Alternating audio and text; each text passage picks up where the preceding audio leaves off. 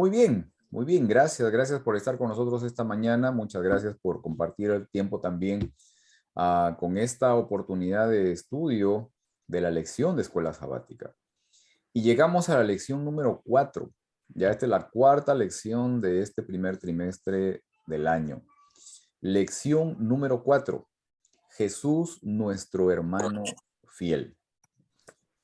Hebreos capítulo 2, versículos 9 al 11. Déjenme compartir con ustedes lo que les estoy mencionando ahorita, el tema de lo que tenemos del estudio de esta semana. El tema en general del trimestre en estos postreros días, el mensaje de Hebreos. Y la lección de esta mañana, Jesús nuestro hermano fiel. El versículo se encuentra en Hebreos, en el capítulo 2, lo que les estaba mencionando. Voy a leerlo. Dice, sin embargo, vemos a Jesús que fue hecho un poco inferior a los ángeles, coronado de gloria y honra por haber padecido la muerte. Así que, así por la gracia de Dios, la muerte que él sufrió resulta en beneficio de todos. En efecto, a fin de llevar a muchos hijos a la gloria, convenía que Dios, para quien y por medio de quien todo existe, perfeccionara mediante el sufrimiento al autor de la salvación de ellos. Tanto el que santifica como los que son santificados tienen un mismo origen, por lo cual Jesús no se avergüenza de llamarlos hermanos. Muy bien, esta parte es muy interesante, el versículo de memoria, como les decía, también tiene una información muy relevante. Y miren, hay un enorme contraste y progresión, ¿no?, entre Hebreos capítulo 1 y Hebreos capítulo 2. En el capítulo 1, Jesús está más ligado a la divinidad. En el capítulo 2, Jesús está más ligado a la humanidad. En el capítulo 1 de Hebreos, Dios exalta al Hijo y le da atributos. En el capítulo 2, Jesús expresa sus acciones para con los seres humanos con el propósito de su salvación.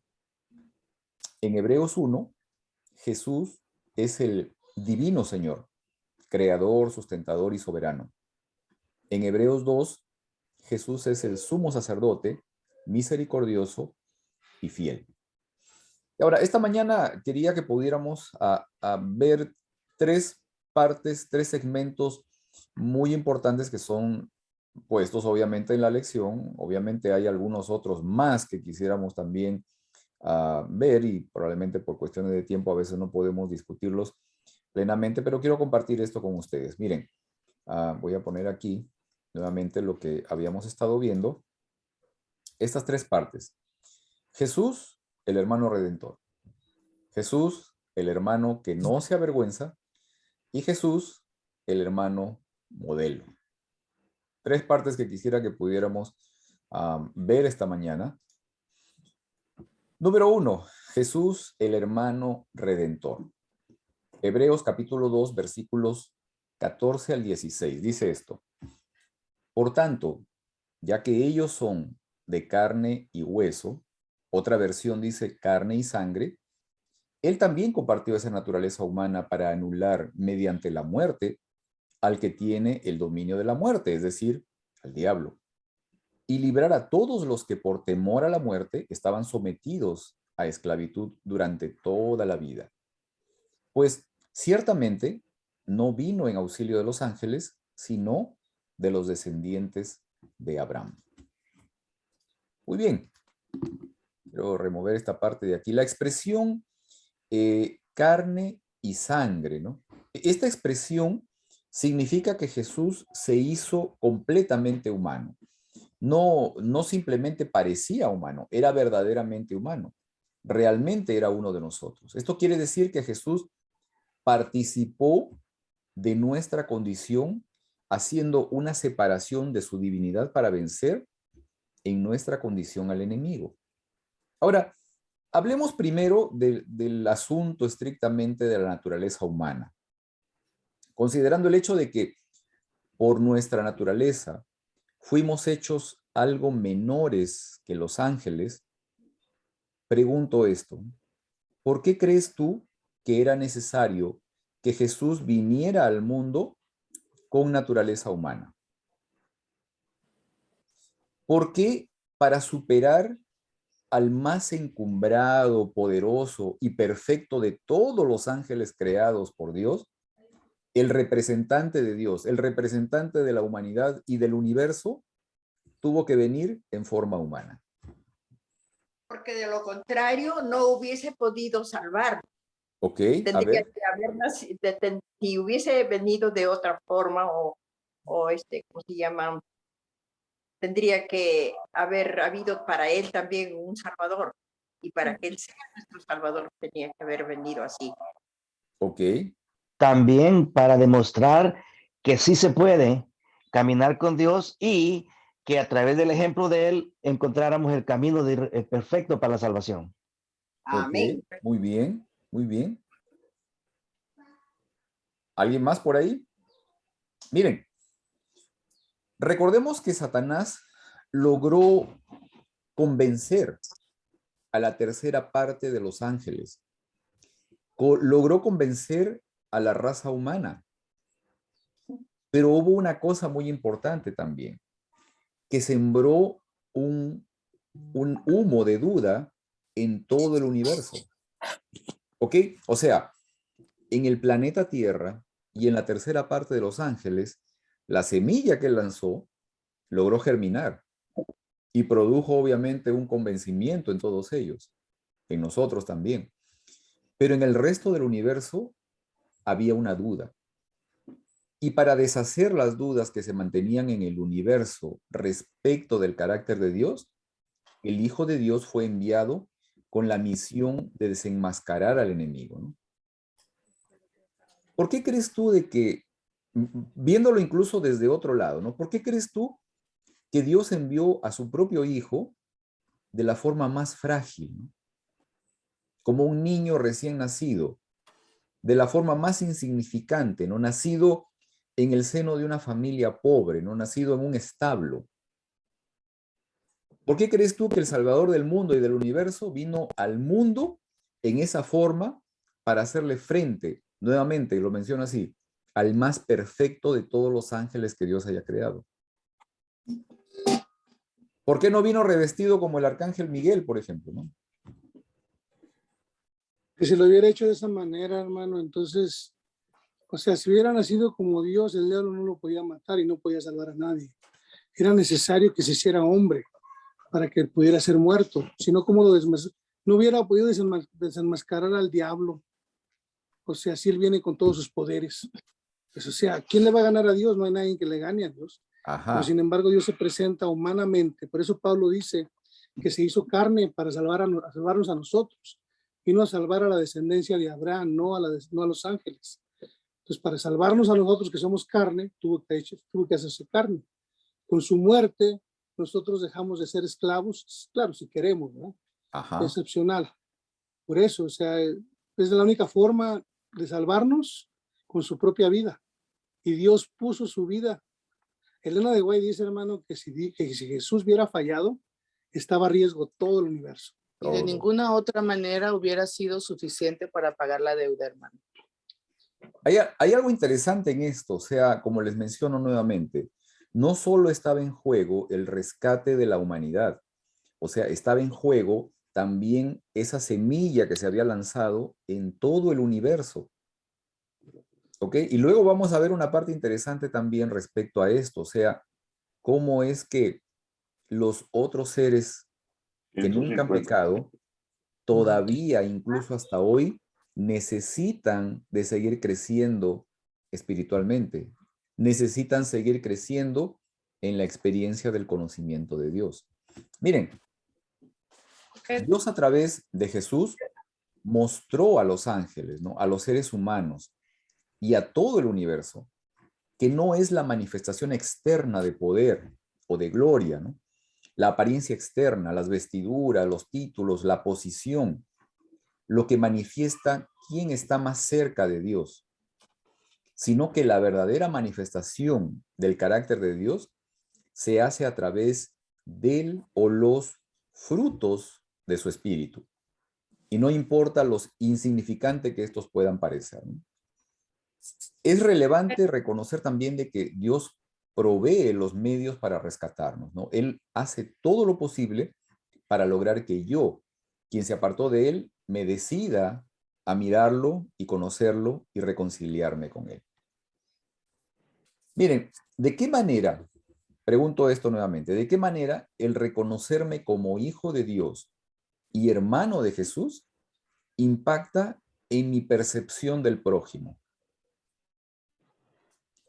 ¿Cómo debería esto, no? Esta percepción, este asunto de reconocerme, ¿no? Perdón, sí, ahorita, ya, déjame terminar la pregunta. O sea, esta sensación de reconocerme como hijo de Dios y hermano de Jesús, ¿cómo debería esto afectar mi relación con mis semejantes, ¿no? A ver, Janet. Antes de eso, yo tenía una pregunta porque acabamos de estar en otra lección y básicamente lo basaron en algo que no sé cómo, si lo va a presentar a usted, que es Jesús vino representando a Adán antes de su caída o después de su caída. Y qué importancia tiene eso. No sé si usted lo va a tratar. Ya, vamos a, mira, no precisamente así, o sea, pero lo que entendemos sí es esto, ¿no? De que Jesús vino en la condición espiritual de Adán, o sea, de pureza, porque no, él no vino vendido al pecado, ¿no? O sea, no vino trayendo y arrastrando la condición del pecado en sí. Sin embargo, sí vino con una desventaja respecto a Adán, que sí vino arrastrando ya una condición humana deteriorada por 4000 años de pecado. O sea, eso sí, el lenguaje también lo menciona, ¿no? O sea, físicamente sus capacidades y eso ya venían incluso disminuidas respecto a Adán, ¿no? Pero sí venía en condición de pureza, o sea, su condición espiritual era estrictamente santa, o sea, él había venido en la misma condición en la que vino Adán, ¿no? ¿Ok? Correcto. Sí. Estuvimos ahí hablando, desafortunadamente, la mayoría de los hermanos en este grupo creen que si Cristo vino de esa manera, entonces no estuvo. Había desventaja, porque entonces ya no sé, y yo no lo veo así, ¿verdad? Porque como usted estaba mencionando, el universo entero estaba viendo toda esta situación. El conflicto que existió en el cielo tuvo que ver con eso mismo, con el carácter de Cristo, que es la ley de Dios, de que el cual él le decía que no lo podían cumplir, ¿verdad? Eso era una de las cosas. Entonces Cristo vino en forma de Adán, tomar el lugar de Adán caído, para él probar que sí se podía cumplir la ley de Dios. Eso es lo que yo entiendo. También. No sé Claro si que estoy incorrecto en eso, pero... O sea que, hermano, por eso es que Jesús fue engendrado por el Espíritu Santo, porque tenía que ser completamente sin pecado. Porque David dice que desde que nosotros somos engendrados en pecado. Pero Jesús no, porque él no fue engendrado por un ser humano, fue engendrado por el Espíritu Santo. Traía la naturaleza de Adán antes de que Adán cayó. Exacto, eso sí. Hermano Pedro. Ahora, sí, Ernesto. Sí, yo solo quería agregar una de las razones de la que yo he comprendido de que Jesús vino a este mundo así, con una naturaleza, como se dice, ¿verdad? Ya en desventaja, es para que nosotros aprendiéramos que la naturaleza humana, conectada con el poder divino, es la única manera de lograr llegar a la meta. Amén. Y disfrutar la victoria de Jesús. Eso está bueno. Amén. Claro que sí. Miren, algo importante que debemos recordar, ¿no? Es que Jesús, al adoptar nuestra naturaleza, ¿no?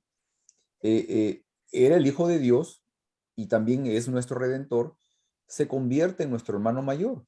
Es lo que mencionamos esta semana en la lección, ¿no? Pero también Jesús, al lograr despejar las dudas que entenebrecieron el universo entero, se convirtió también en el hermano mayor de todos los seres creados en el universo. Y tengamos presentes que todos los hijos de Dios, incluyendo los ángeles y los seres no caídos, tienen a través de Jesús la oportunidad de seguir creciendo en su experiencia del conocimiento y en su experiencia de fe y de confianza en Dios. ¿Ok? Bienvenido, David, bienvenido, gusto de verte también esta semana. ¿Ok? Gusto de verlo, Pedro, gusto de ver los hermanos. Feliz sábado en el nombre del Señor. Claro que sí. No sé si estamos claros en esta parte. O sea, sí hay una condición, digamos, de que el Señor viene teniendo su naturaleza humana, pero también mantiene naturaleza divina. Sin embargo, no se vale de la naturaleza divina para poder superar, digamos, las dificultades que va a encontrar en su camino. ¿Ok? La otra parte es el hecho de que sí viene en la condición de Adán antes del pecado, obviamente arrastrando una desventaja, ¿no? En cierta condición propia del ser humano, ya una condición física y otras cosas más de desventaja que venía arrastrándose de miles de años de pecado, pero sí llegó él Lo que duró. en la limpieza, en la santidad, en la que también fue puesto Adán desde el comienzo, ¿no? Este es el segundo Adán. Esa es la condición, ¿no? Vamos, David, dale. Bueno, allí siempre, bajo esa apreciación, siempre hay un vacío. Siempre hay un vacío por el simple hecho de que si Él vino a salvar al hombre, debió o debe, o así fue, creo yo particularmente, que Él debió o lo hizo en la condición del hombre para demostrar al universo y al mismo hombre que en la condición que tenemos nosotros con la naturaleza tendiente al pecado, podemos vencer. Así es. En Filipenses capítulo 2 es claro cuando dice que nuestro Señor Jesús se despojó de todo.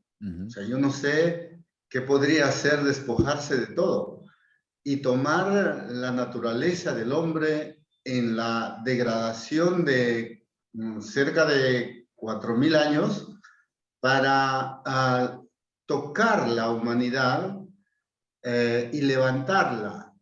Diríamos, si no fuese así, siempre estaría nuestro Señor Jesús en un punto más alto que nosotros, por lo tanto no puede llevar nuestra naturaleza. Claro. Y el Señor Jesús por eso es el primogénito de los rescatados, de los muertos, de los que seremos salvos, porque llevó nuestra humanidad. Llevar nuestra humanidad es luchar en las mismas condiciones, por eso nos entiende. No nos entendería si Él no tuviera nuestra naturaleza, porque Él no pudo participar de lo nuestro. Pero Claro. la Biblia dice bien claro que Él sí nos entiende. Él sabe cómo luchamos. Él sabe hasta dónde el hombre es capaz de lidiar con el mal para poder entendernos y ser en realidad nuestro representante. Amén. Eso entiendo en resumen, estimado Pedro y Amén. apreciados hermanos, con mucho temor de Dios, lo digo porque es nuestro Salvador. Amén. Él es nuestro hermano mayor, como sabemos, ¿no? Como se dice ahora, es nuestro hermano mayor. Amén. Gracias.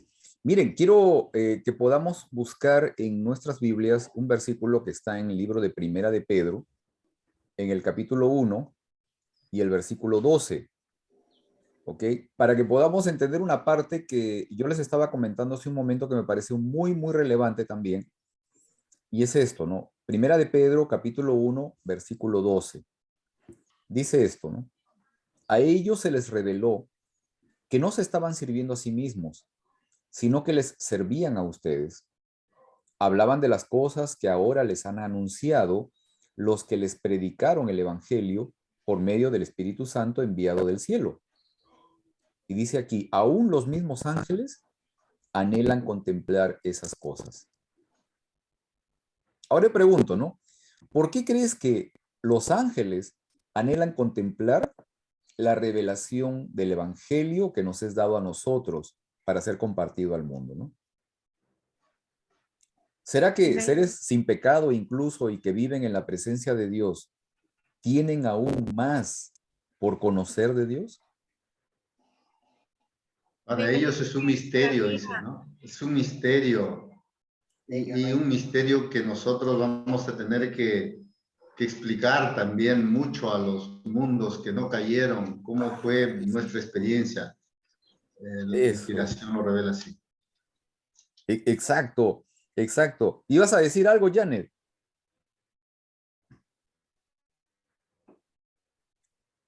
¿No? Sí, yo digo que cerca de los engaños de Satanás también quedaron pendientes a confirmar, ¿verdad?, lo que se les había dicho. Entonces ellos todavía están viendo todo esto, ¿verdad? Están entendiendo con más claridad lo que sucedió con el engaño de Satanás. No sé si me escucha. Sí, está bien. Sí, claro que sí, claro que sí, claro que sí. Sí te escuchamos. Miren. Una cosita más. A ver, Ernesto, dale. También otra de las cosas de los razones y propósitos es para reivindicar el carácter de Dios, ¿verdad? Que la acusación, como dijeron ahí, esa acusación falsa que el enemigo hizo de Dios. Correcto. Así es, exacto. Miren, aquí ahorita David mencionaba algo y mencionaba incluso casi textualmente una frase que está en uno de los himnos conocidos. La verdad es uno de mis himnos preferidos, ¿no? Del himnario. El himno que se titula ¿Has oído el mensaje?, ¿no? Y el himno dice, andaremos por los mundos, ¿no? Donde el pecado no entró. Y del amor les hablaremos de Jesús, ¿no? O sea, ¿qué sensación te da, ¿no? Te produce el reconocer esa honrosa misión que Dios quiere que se cumpla, ¿no? Por medio de la humanidad. Porque fíjate, eso me demuestra, como dice David, ¿no?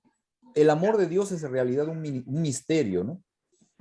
Y los seres incluso que no han caído, los ángeles que están incluso delante de la presencia de Dios, todavía siguen en ese proceso de conocerlo más, ¿no? O sea, es inagotable esa condición, ¿no?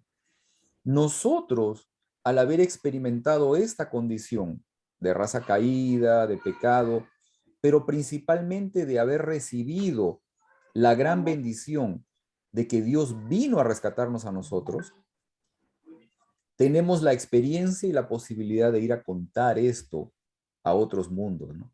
Por la eternidad vamos a hacer eso, o sea, vamos a viajar por diferentes mundos para poder ser embajadores del reino, del centro, de la capital, del imperio, del trono, del gobierno de Dios, ¿no? Y nosotros vamos a ser sus representantes. Vamos a ir por otros mundos a contarles a todos los demás de lo que es realmente el amor de Dios.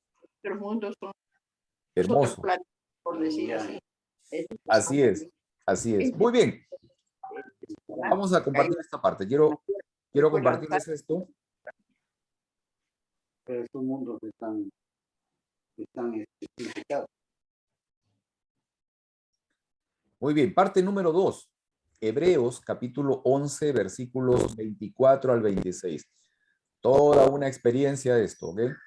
Parte número 2. Jesús, el hermano que no se avergüenza.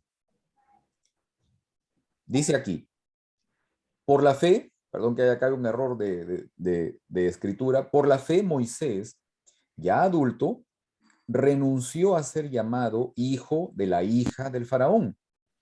Prefirió ser maltratado con el pueblo de Dios a disfrutar de los efímeros placeres del pecado. Consideró que el oprobio por causa del Mesías era una mayor riqueza que los tesoros de Egipto, porque tenía la mirada puesta en la recompensa.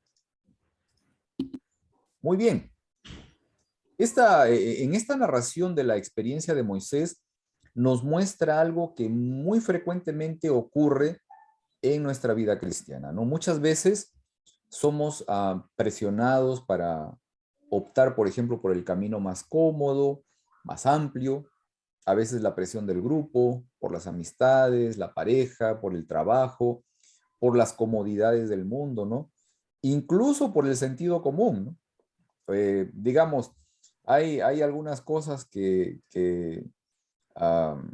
no sé, al menos en la sociedad americana se acostumbra mucho, ¿no?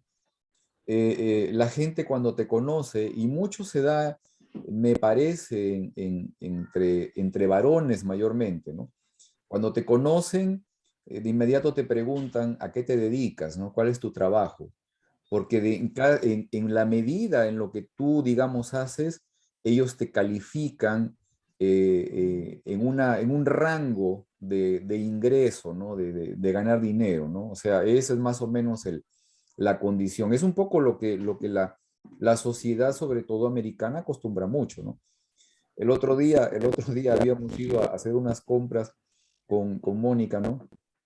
Y entramos en una tienda y entonces de inmediato empiezas a ver de que sí, o sea, la gente, digamos, incluso el vendedor, te puede empezar a medir por lo que llevas puesto, tal vez por las compras que ya has hecho, por no sé, algún otro detalle y entonces más o menos te empieza a evaluar, ¿no?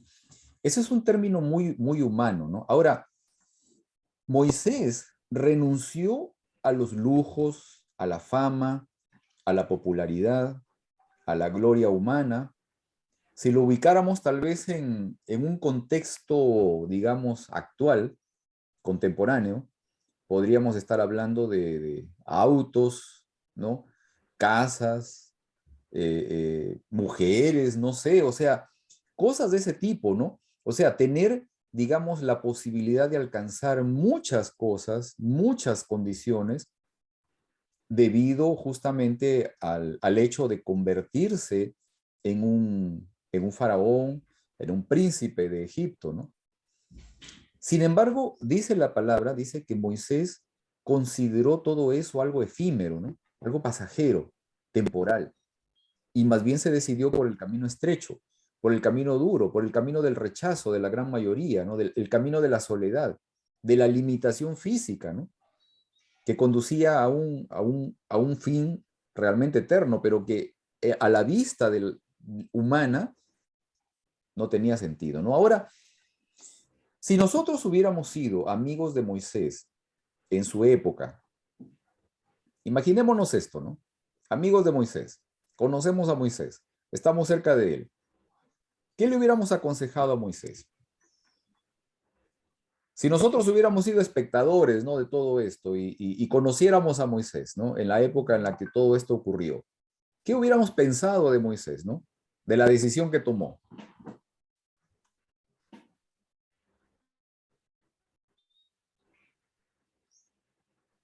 A ver, ¿qué creen? No todos a la vez, ¿eh? que estaba, que estaba loco, ¿no? Que estaba haciendo una decisión un poco descabellada.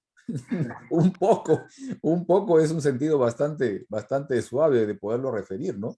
Definitivamente algo no estaba bien, ¿no? Miren, siendo sinceros, ¿no? Sabiendo que Moisés incluso era el preferido del faraón para sucederlo en el trono, ¿ok? Porque en esa condición estaba, ¿no? O sea, Moisés estaba en la condición de posiblemente ser el siguiente faraón. Y al parecer era el preferido en un momento del faraón para sucederlo en su trono. Ahora, yo les pregunto esto, ¿no hubiera sido preferible esperar a ser el nuevo faraón y entonces liberar a los esclavos? ¿Ah? ¿Qué dice David? A ver, David. Yo creo que no era el plan de Dios. Ok. El plan de Dios es que ese pueblo debería reconocer quién es Dios. Y en Moisés se vislumbraba un salvador o un caudillo que podría liberar, pero no con la mano humana, sino de la manera que Dios ese pueblo había sido tan idólatra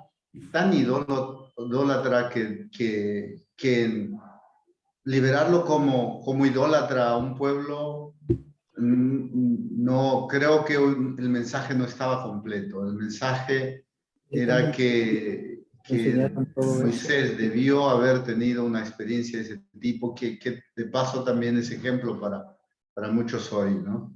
Ajá. Y mostrar a un Dios verdadero, al Dios que tiene el control de todo, encima de Dios, el sofisma.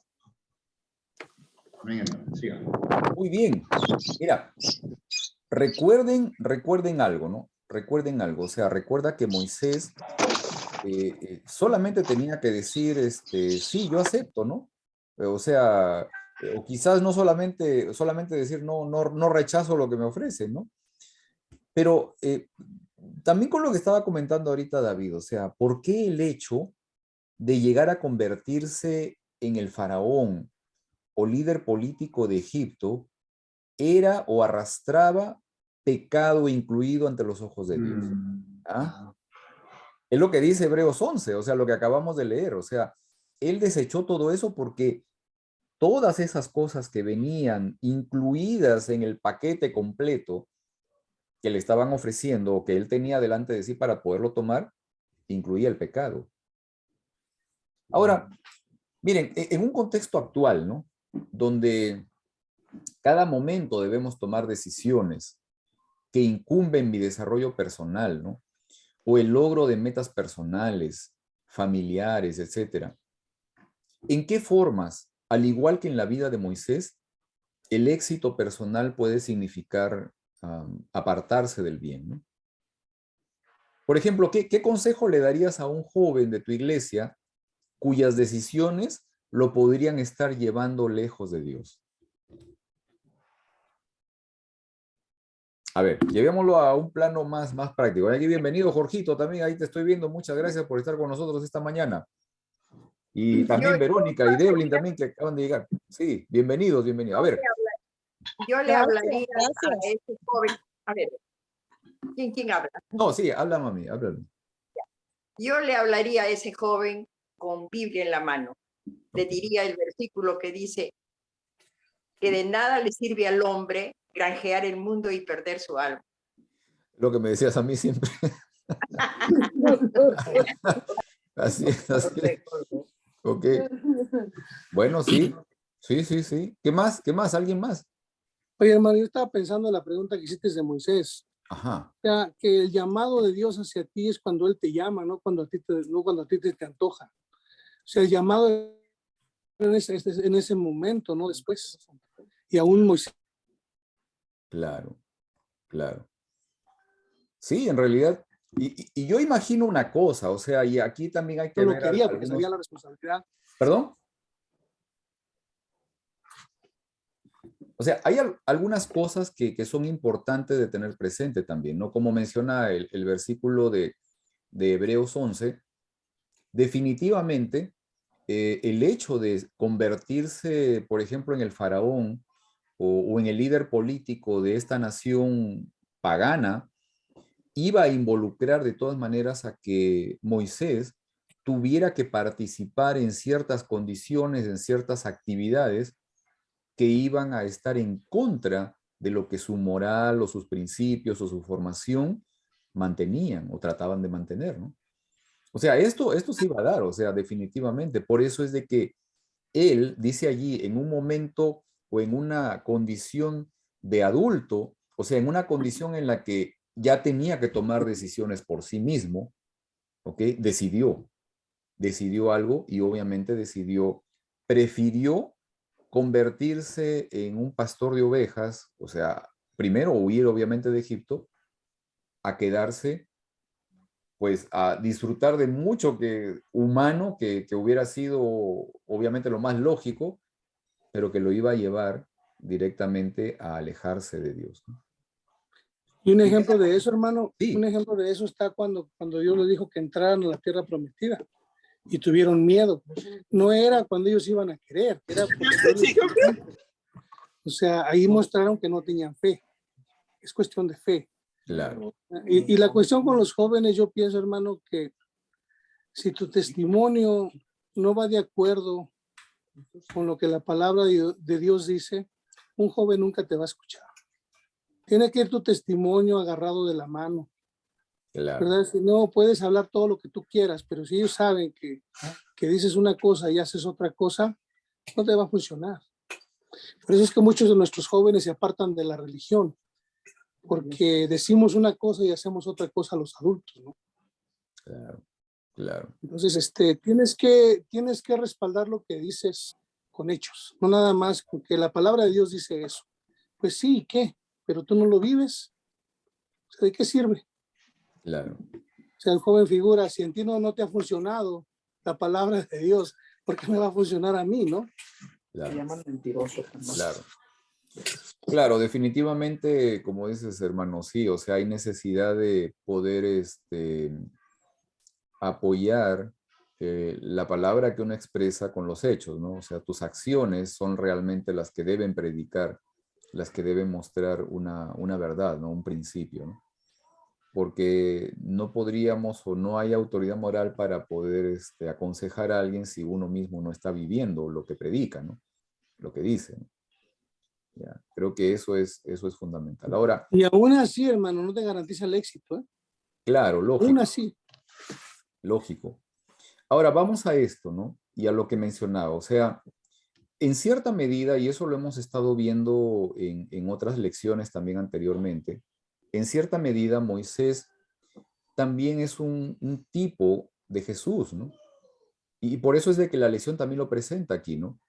Como el hermano que no se avergüenza de uno, ¿no? Y esa es la parte fundamental, o sea, porque eh, Moisés, digamos, en su momento, él no se avergonzó de poder ser llamado hebreo, ¿no? De poder ser llamado parte del pueblo de Dios y renunciar a todo aquello que era mucho más, humanamente hablando, mucho más alto, ¿no? Mucho más elitizado, ¿no? No, o sea, él no se avergonzó de eso, ¿no? Ahora, ¿cómo podríamos nosotros mostrarle a un joven o a un hermano, digamos, que está pasando por condiciones difíciles? Porque en algún momento probablemente todos nosotros hemos vivido alguna situación en la que por nuestra fe hemos sido avergonzados, humillados, hemos sido motivo de burla, ¿no? ¿Cómo tener presente o cómo mostrar el hecho de que Dios no se avergüenza de nosotros, ¿no? Que al contrario, ¿no? O sea, Dios no se avergüenza de ti por, digamos, por lo que tú manifiestas, creer o por tus acciones en sí, que Dios te ama completamente. O sea, ¿cómo es que nosotros podemos realmente mostrar esa seguridad, ¿no? Esa convicción de que Dios no se avergüenza, ¿no? Aunque el mundo, digamos, o los demás puedan reírse a veces, burlarse, ¿no? Como les conté alguna vez aquí, o sea, por ejemplo, cuando estaba en la universidad, ¿no? Un profesor o sea, se rió de mí prácticamente, diciéndome, oye, que tú crees esas cosas, ¿no? O sea, hablando del tema de una creencia religiosa, ¿no? A ver, Devlin, vamos. Sí, feliz sábado. Feliz sábado. Yo tuve, con referente al tema, a mí me sucedió una situación unos años atrás cuando comencé a ir a la iglesia. Yo trabajaba para, asistiendo, bueno, para manejando unas oficinas dentales. Y mi supervisora, cuando yo comencé el trabajo, yo me aseguré de que en mi aplicación yo ponía que los sábados, por motivos religiosos, yo no iba a trabajar. Pero la posición a veces requería que si había algún evento en alguna oficina de algún dentista, pues yo tenía que estar ahí. Pero como ya yo lo había puesto en mi aplicación de empleo, pues uno entiende, ¿verdad?, que se le van a respetar esos derechos. Claro. Entonces, un día vino mi supervisora y me llamó y me dice, Devlin, necesito que el sábado, tengo un evento para ti el sábado. Y me explicó el evento y yo le dije, volví y le comenté, yo le dije, yo no sé si usted sabía, pero yo en la aplicación de empleo yo puse que yo soy adventista del séptimo día, yo no trabajo los sábados porque este es el día en que yo voy a la iglesia. Y ella empezó y me dice, pero ¿cómo es así? ¿Que no puedes trabajar? Y yo le digo, no, ese es el día que yo voy a la iglesia, vuelvo y le explico. Entonces ella siguió insistiendo y me decía, ok, vamos a hacer una cosa, yo hablo y tú solamente te quedas ahí sentada. Y en ese momento como que me dio un coraje en ese momento, pero yo dije, primero es Dios. Fue mi convicción de que primero es Dios y así siempre ha sido. Y me costó que al tomar esa decisión o tomar, ¿verdad? Decir en mi corazón, primero es Dios para todo, que de ahí en adelante ella hizo todo lo posible para que yo me fuera. Claro. Más sin embargo, yo continué ahí y al final Dios me abrió la puerta para otro trabajo y pude irme con la cabeza en alto, como dicen por ahí, y ella pues, quedé mal con ella, ¿no? Quedé mal con ella en ese sentido, pero en ese sentido yo tenía que demostrar, no era ella no era un trabajo primero, sino Dios era primero para mí y es primero para mí. Entonces es tener esa convicción de que cuando Dios es primero para ti, muéstralo, porque tú no sabes si esa persona en 1 o 2 años, ella vuelve a recordarse de la situación y a lo mejor su vida cambie por ese testimonio que uno dio. Claro. Entonces yo lo vi de esa manera. Sí me dio coraje en ese momento. Yo decía, pero ¿por qué? Y constantemente costó duro, ¿no? Porque todos necesitamos el trabajo. Pero en ese momento, pues yo dije, ¿sabes qué? Si se va el trabajo, Dios proveerá otro y así mismo fue. Él me proveyó un camino para otro trabajo. Amén. Amén. Gracias, Devlin, por compartir también esta experiencia. Realmente esto es, ¿no? Y cómo muchas veces en nuestras vidas, o sea, nosotros podemos encontrar esto, ¿no? De que podemos ser motivo de burla, de humillación, pero Dios no se avergüenza de nosotros, ¿no? Dios no se avergüenza de nosotros. En la experiencia de Elías, en Primera de Reyes, encontramos la experiencia también de Abdías, por ejemplo, ¿no? Y nosotros a veces decimos, ¿y quién era Abdías? ¿No? O sea, en su casa lo conocen, ¿verdad? Pero el asunto es de que, obviamente Elías era altamente conocido, pero el hecho es de que Abdías en silencio había estado salvando a los profetas de Jehová, ¿no? Él en privado, en súper secreto, arriesgando la vida, obviamente, salvó y tenía en grupos de 50 escondidos en unas cuevas a los profetas del Señor, ¿no? Y la cosa es esta, ¿no? O sea, el asunto es ¿no? De que muchas de las, digamos, de esas experiencias, ¿no? En las que uno se mantiene fiel a Dios en silencio, en secreto, Dios lo recompensa en público. Dios te lo hace manifiesto justamente en público, ¿no? ¿Ok? Muy bien. Tercera parte. Déjenme compartir aquí esta parte de... Aquí está. De lo que leímos. Tercera parte. Jesús, el hermano modelo. Hebreos capítulo 7, versículos 26 al 28 dicen esto. Nos convenía tener un sumo sacerdote así, santo, irreprochable, puro, apartado de los pecadores y exaltado sobre los cielos. A diferencia de los otros sumos sacerdotes, él no tiene que ofrecer sacrificios día tras día, primero por sus propios pecados y luego por los del pueblo, porque él ofreció el sacrificio una sola vez y para siempre, cuando se ofreció a sí mismo. De hecho, la ley designa como sumos sacerdotes a hombres débiles, pero el juramento posterior a la ley designa al Hijo, quien ha sido hecho perfecto para siempre. Muy bien. El versículo encierra realmente algo muy, muy valioso. Miren, Dios por su propia voluntad puso en su altar a un abogado revestido de nuestra naturaleza. Es lo que hemos estado viendo al comienzo del repaso, ¿no? Lo puso allí como intercesor nuestro. Su obra consiste en presentarnos a Dios como sus hijos e hijas. Ellen White dice esto, miren, tercera de testimonio, de Joya de los Testimonios, el segmento 29.2 dice esto, ¿no? Cristo intercede en favor de los que le han recibido. En virtud de sus propios méritos, les da poder para llegar a ser miembros de la familia real, hijos del Rey Celestial. Y el Padre demuestra su infinito amor a Cristo, quien pagó nuestro rescate con su sangre, recibiendo y dando la bienvenida a los amigos de Cristo como amigos suyos también. Ahora, pregunto esto, ¿no? Jesús, al hacerse humano y adoptar nuestra naturaleza, ¿tenía también la tendencia al pecado? ¿Será que Jesús fue tentado, por ejemplo, en mirar, en codiciar a una mujer, por ejemplo, la lujuria, ¿no? La gula? ¿Qué creen ustedes? A ver, Janet. Claro que sí, si no, no hubiera tentación, ¿no? Ok, a ¿Por qué ver. te va a tentar el diablo si no tienes esa debilidad? O sea, pero precisamente por eso dice Jesús, ¿no? Que si, es más, Elena de Guay dice que si tú haces lo que Jesús hacía, dedicar todo ese tiempo a Dios, tienes la misma, ay, me se me olvidó la palabra, acceso a todo lo que Jesús tenía acceso. Ok. O sea, pero tienes que ser como Jesús. En oración, o sea, todo eso que él hacía, ¿no? Se apartaba para orar. Hay una cosa interesante, hermano, que si tú miras, y yo lo vi, se me hace que yo lo leí en Elena de Guay, Jesús no hizo ni un milagro para él mismo. Ajá. Todos los milagros que él hacía los hacía para otras personas.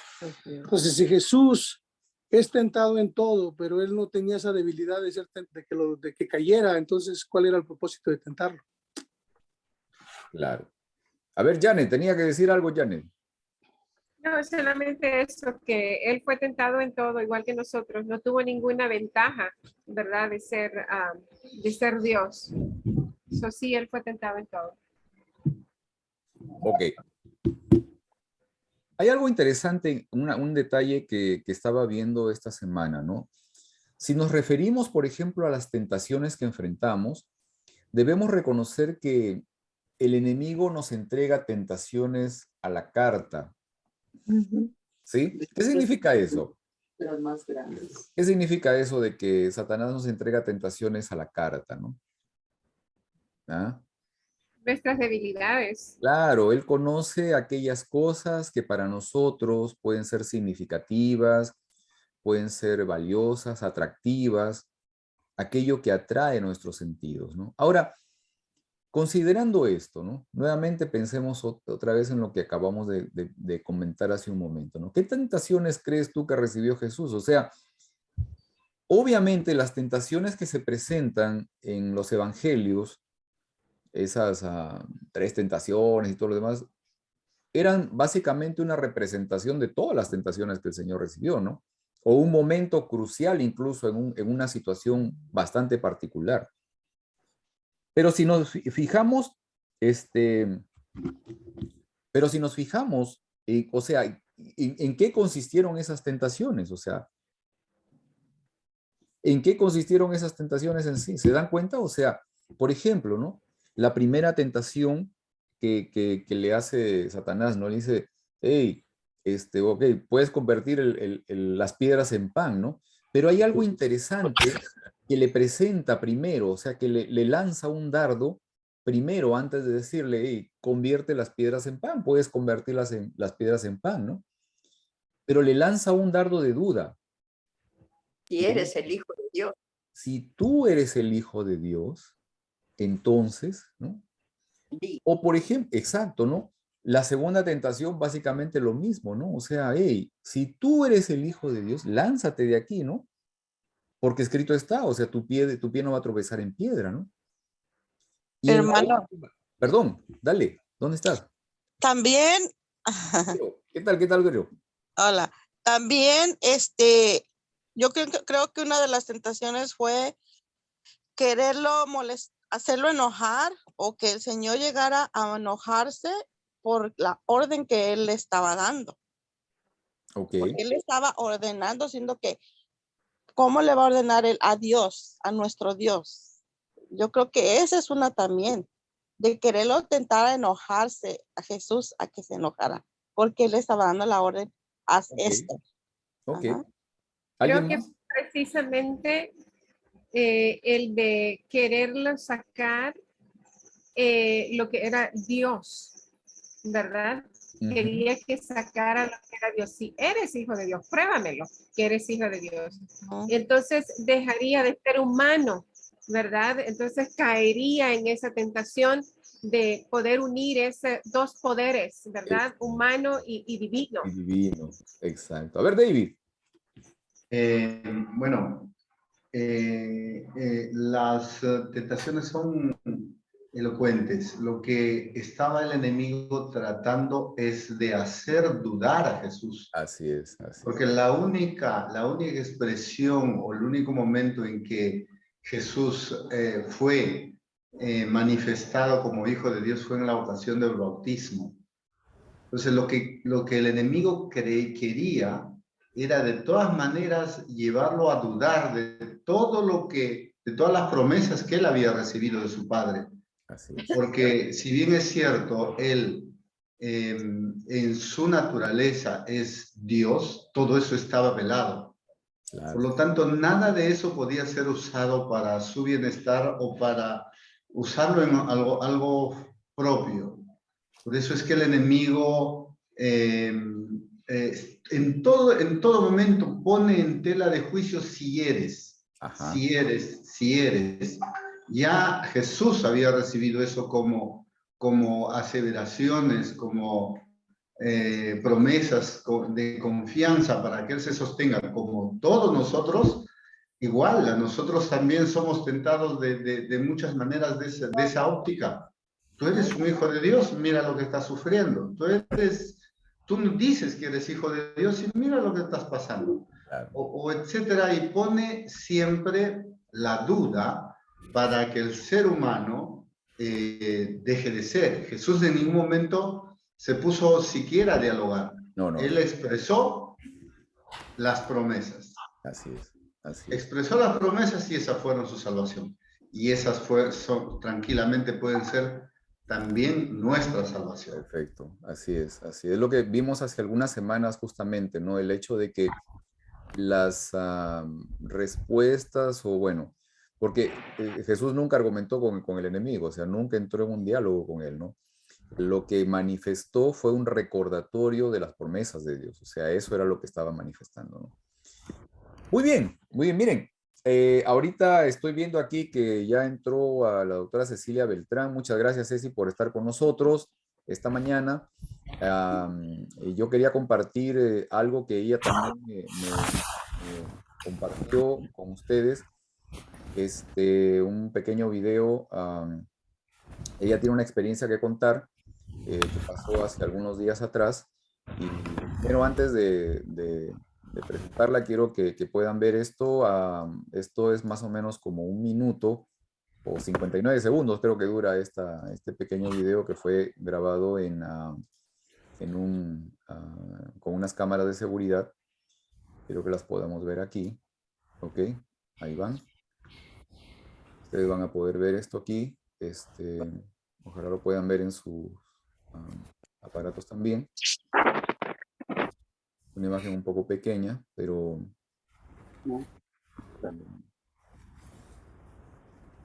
es un momento de un robo. Son 2 hombres armados que se acercan al auto y cometen un atraco, ¿no? Es un robo a mano armada, ¿no?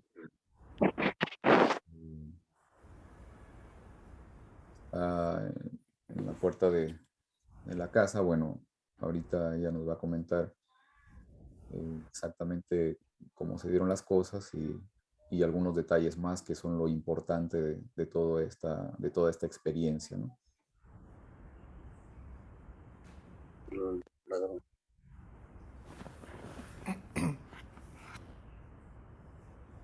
Ahí terminó el video.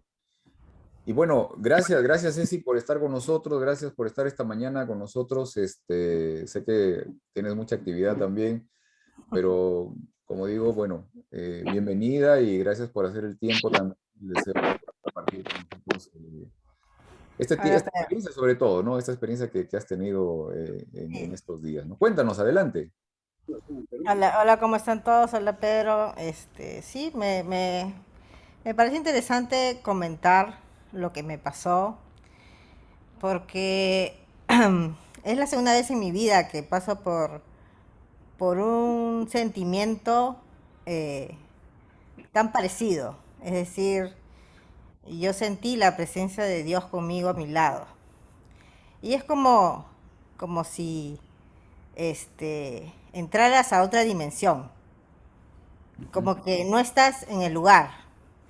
Estás, pero no estás, ¿no? Y la primera vez que me pasó fue un accidente de auto, en el cual salimos totalmente ilesos, pero por varios minutos estuvimos, pero no estuvimos. Como que entramos en otra dimensión. Y la sensación de tranquilidad y de paz era inexplicable, ¿no? Y lo mismo pasó este lunes 10 que me asaltaron a mí y a mi hija en el auto. Llegamos a la casa, íbamos a bajar para abrir la puerta y se para el carro detrás nuestro, un carro moderno que bajan dos asaltantes con pistola. Y los tipos comenzaron, le abrieron la puerta a mi hija, la puerta mía como se ve en el video nunca me la abrieron, como que yo ignoré totalmente al ladrón del lado izquierdo. Y fue igual, fue una sensación como que estaba, pero no estaba. Y sentía que me hablaban, pero que los escuchaba, pero como que no estaban ahí. Era súper extraño porque en ningún momento sentí que fue algo que yo pudiera sentir miedo o me pudiera sentir muy amenazada. Según mi hija dice que los ladrones decían que me iban a matar, pero yo nunca escuché nada, nunca escuché el te voy a matar o simplemente ellos hicieron apagar el carro, se cogieron las llaves y se comenzaron a coger las cosas que tenían en el auto, pero no hubo nunca una sensación de pánico, de miedo o de temor, ¿no? Lo cual es muy extraño, ¿no? Porque y antes igual han robado ahí en la puerta de mi casa con arma y todo. Hemos tomado video y las personas que las asaltaban entraban en pánico, gritaban, estaban súper nerviosas, ¿no? En cambio, nosotros no, y mi hija tampoco. Y lo cual es súper extraño porque mi hija es súper nerviosa. Y cuando yo le pregunté a mi hija, ¿qué sentiste tú? Y me dijo, mami, lo mismo. Una paz, la presencia de Dios. ¿No? Esa fue mi experiencia. Amén, amén, gracias, gracias. Ceci, yo no sé si los hermanos seguramente van a tener algunas preguntas aquí ahorita, pero o sea, por ejemplo, yo estaba pensando, o sea, porque vi las imágenes también, definitivamente no son experiencias nada agradables que uno quisiera vivir. Este, ah, ¿Por qué crees tú de que Dios era el que, digamos, estaba en ese momento actuando en ti? Porque pasa esto, ¿no? Pasa esto. Yo creo que la mayoría de nosotros, quienes en algún momento hemos tenido alguna experiencia con la delincuencia o hemos visto cosas que han pasado, generalmente las reacciones que uno puede tener son las que suscitan, digamos, algún desenlace fatal, ¿no? Porque obviamente el delincuente viene con un arma, pero también está en una tensión determinada. Entonces, las reacciones que uno puede tener pueden ocasionar de que ellos también actúen de una manera más agresiva o incluso disparen, ¿no? A una persona. Ujú. ¿Por qué crees tú de que, o sea, que en ese momento, o sea, tú mantuviste esa tranquilidad, ¿no? A qué crees que se debió todo eso, ¿no? A que Jesús estaba presente y, y nos daba esa paz, como diciendo, tranquilos, acá estamos, no va a pasar nada. O sea, la tranquilidad era demasiado, demasiado grande, inexplicable, ¿no? Demasiada tranquilidad, demasiada paz. Es como si estuvieras en otro lugar. como que no estabas ahí, pero no estabas ahí. Te hablaban, pero como que no te hablaban, ¿me entiendes? Es bien difícil de explicarlo, Claro. pero yo pensé que era solo yo, pero cuando ya hablé con mi hija, ella sintió exactamente lo mismo. A ver. Amén. Amén. Definitivamente, sí, Dios los está protegiendo. Como les digo, no sé si alguno tiene alguna pregunta. Déjenme, voy a abrir la imagen para poder estar juntos aquí todos. Si tienen alguna pregunta, ese es el momento. A ver, hermano Hincapié. Sí le creo la tranquilidad que estaba aquí la hermana, porque yo sé que varios de ustedes supieron que hace como 2 años, yo soy camionero, vamos a decirlo, y yo sentí una experiencia dura. Cuando llego yo al estacionamiento, así que me roban la traila, me roban el camión y todo, pero ¿sabe qué? Exactamente como usted estaba, tranquilo. Yo estaba tranquilo y le digo, y estaba hablando de un camión comercial y ya estaba cargado y todo. El valor de la carga era $750,000. La carga, sí. El valor de la carga. Yo estaba tranquilo. La verdad estaba tranquilo, nomás hice lo que tenía que hacer, reporté a la aseguranza, a la policía y todo. A los 3 días encontré el camión, no le hicieron nada al camión. Gracias a Dios. Hasta el momento no han encontrado o sea, el contenedor, o sea, la traila, pero eso se sabía. Pero sí le creo, la hermana, que si Dios está con uno, ¿quién contra uno? Nadie. Yo, la verdad, yo estaba tranquilo. O sea, ya después, ya me puse nervioso, pero ya después, pero en el momento... A mí me asombra porque mi hija es súper nerviosa y yo te cuento que una vez han entrado a mi casa a robar de noche, durmiendo, nunca escuchamos nada, pero sin embargo después hemos visto los videos del robo, porque en mi casa hay bastantes cámaras, y hemos visto los ladrones cómo se pasearon por mi casa y cómo robaron, y mis hijas vivieron un mes de pánico, solo sabiendo que habían entrado a robar. Y con el robo, estando presentes en el robo y todo, con todo lo que nos pasó y haberlo vivido presencialmente, mi hija está de lo más tranquila. Amén. Qué bueno. Amén. No sé si alguien más tiene alguna pregunta. ¿Alguien más tiene algún comentario? Ya no lo escucho al hermano Manuel. Está por ahí calladito. ¿Agarraron a los ladrones siendo que estaba grabado el evento o no? ¿Los ladrones sabían que estaba grabándose? No lo sé. No les voy a No, preguntar. dice si agarraron después a los ladrones o había... No sé nada. Esto está en un proceso que ya entró al ¿cómo se llama? Al juzgado, ¿cómo le llaman? Ya entró a ser investigado a la corte, ¿no? Sí, la investigación. Investigación. Pues no. No creo que encuentren a nadie, porque los señores están totalmente encapuchados y tapados. Yeah. Y es difícil decir, es fulanito, ¿no? Se llevaron mi teléfono, el iPad de mi hija. Los dos supuestamente son marcas que no se pueden volver a usar si te las roban. Pero ellos los roban para venderlos por partes, ¿no? Así que... Hermanita, una pregunta. Sí. ¿Ha pensado usted en moverse de ahí ya teniendo ese tipo de experiencias? Van a ver. Porque ya son... Sí ha pasado por mi mente mudarme mis hijas no viven aquí en Perú. Mis hijas viven en Los Ángeles, donde vive Pedro. Oh. En California, en Los Ángeles. Ellas estudian ahí. Y una de las razones por las que yo las mandé a estudiar allá es por la delincuencia que hay en Lima. Porque acá no se puede, los chicos no pueden caminar, ir a la escuela tranquilos, menos caminar con una laptop o un iPad, porque es súper peligroso. Ellas viven en campus dentro de la universidad. Los Ángeles tampoco no es una ciudad muy linda que digamos en seguridad, pero de todas maneras están más seguros que acá. Sí, ¿no? sí. Ah, bueno. Sí, yo se lo recomiendo que se mueva de ahí. Tal Ah, no, no tanto así, porque si no Perú se va a quedar vacío también, ¿no? No creo que No, pero de zona o de lugar, porque allí como no que hay un ya, lugar seguro realmente ahí. como que ya la Mira, hermanita está. Lima ya va a ser la próxima semana, va a ser declarada en emergencia de seguridad nacional. Yeah, Wow. yeah.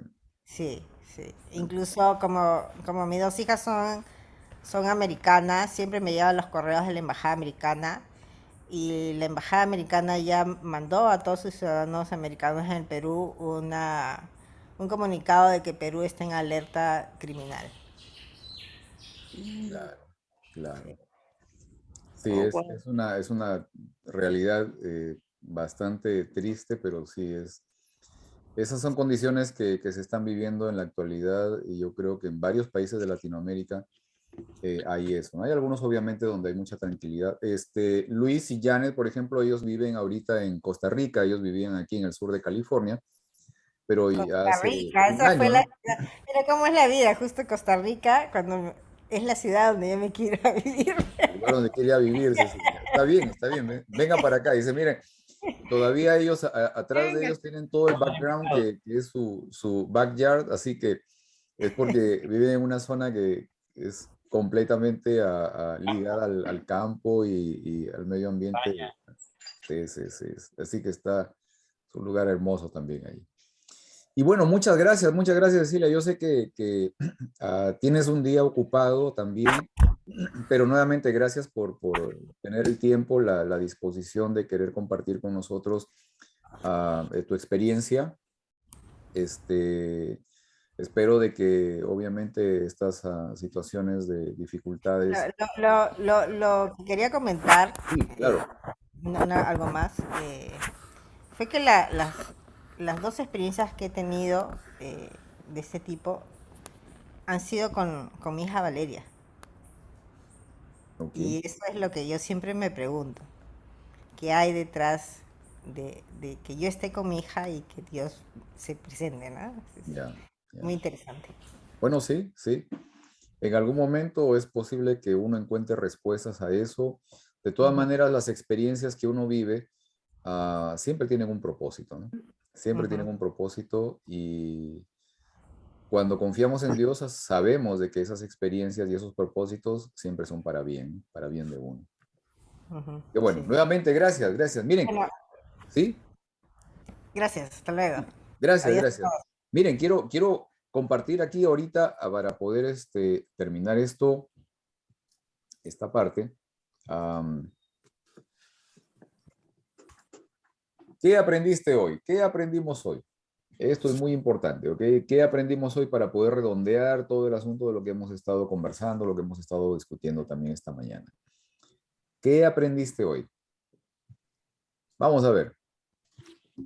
Que Cristo es nuestro hermano mayor y que no se avergüenza de nosotros, Amén. a pesar de lo que somos. Amén. Amén. Yo, A ver, Vero. Vamos, Vero. que Cristo nos comprende y nos entiende cuando nosotros somos débiles ante una tentación. Él nos comprende porque él mismo dijo que, o sea, como él mismo fue tentado, él nos comprende y nos perdona. Amén. Amén. Muy bien. A ver, Devlin, ya con la mano levantada. Muy bien. Pues, Perdón, disculpe, Devlin, disculpe. no se sígueme. preocupe, no se preocupe, continúe. Sí, hermanita, siga. Sí.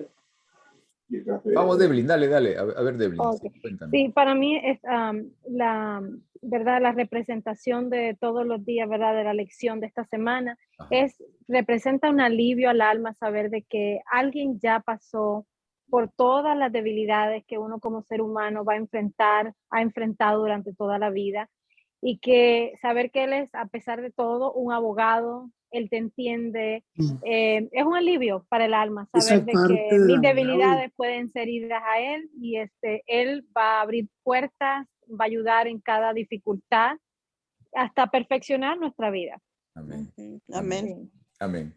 A ver, David. Vamos, gracias, Devlin. Bueno, yo quisiera, no quisiera que esto se termine sin leer un párrafo que tengo aquí Sí, sí, del claro.